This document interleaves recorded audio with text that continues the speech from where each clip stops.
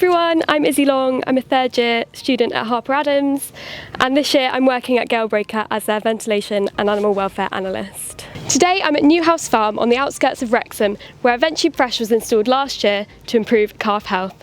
This shed was built 60 years ago, and at the time it did a really good job. Since then, the farm has expanded and now has 4 times the amount of cattle.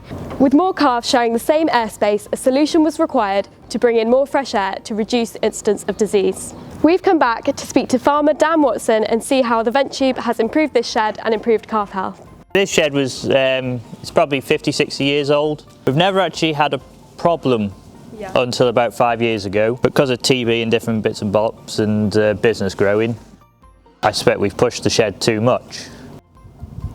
So yeah, 3 years ago we didn't have the VentTube in, put the dairy heifers in. We had 27 calves in there, 2 died, and every single one of them had a temperature over 40 and had to have a jab of res floor, which was a major financial cost.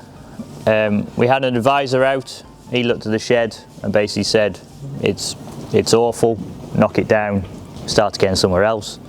But as pennies are not flowing everywhere, and it's worked for 45 years, why has it stopped now? So we had AHDB advisor out, and he come and he said, I think a VentTube would work.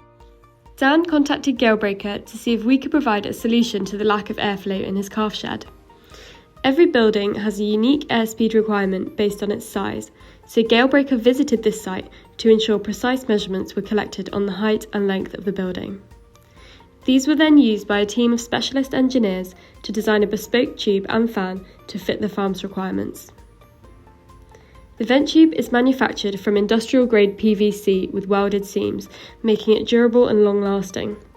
Holes are cut to size depending on the height at which the tube will be placed in the building, so that the airspeed is at an appropriate level to freshen the environment without causing drafts. So we put the VentTube in. From that year on then, we managed to put more cattle in, so we put 32 cattle in. And from there we didn't lose any. 2 we had to jab for pneumonia. Following on this year, we've got 32 in again. And touch wood, we vaccinated them as well.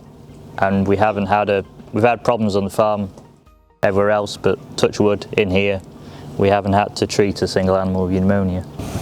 Yeah, we got enough cubicles for 27. Well, the year we had it bad, we found them lying everywhere in the muck, in the passageway. So we decided to bed it straight across, so anything that doesn't want to sit in a cubicle or doesn't like it, or if it's been bullied out, it's got plenty of places to sit.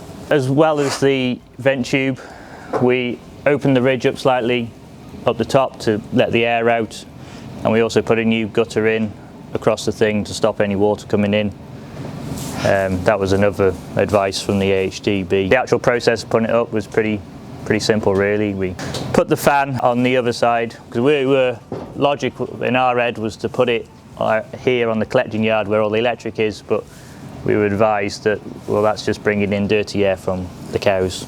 So we put it the other side where there's just garden, drawing fresh air in, and yeah, the job of putting it was quite simple. Put the fan up and then put the wire up and rolled it out. On the year that before we put the VentTube in, we lost 2 animals. Well, obviously that's a major financial cost, and being a closed herd, we need our replacements, and we used to always breed the minimum, so losing 2 was a major financial cost. Having to jab everyone with pneumonia, our time, it was on Boxing Day, so we had to go to the vets on Boxing Day, get the thing and jab them all.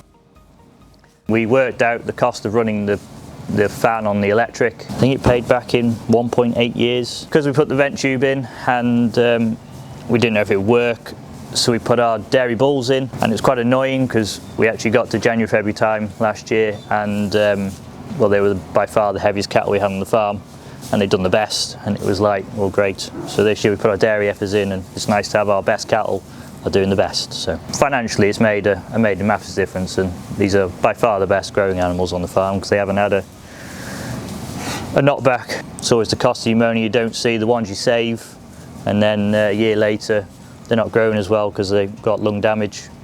Not having it at all with the vaccine as well, it's they should be fit and healthy to go on and become our future dairy cows for many years to come.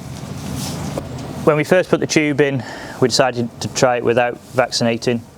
and that's when we had two that were ill, so we jabbed them with antibiotics, and they got better, so we didn't lose any. There was always the concern of what the damage is being done to them by having pneumonia.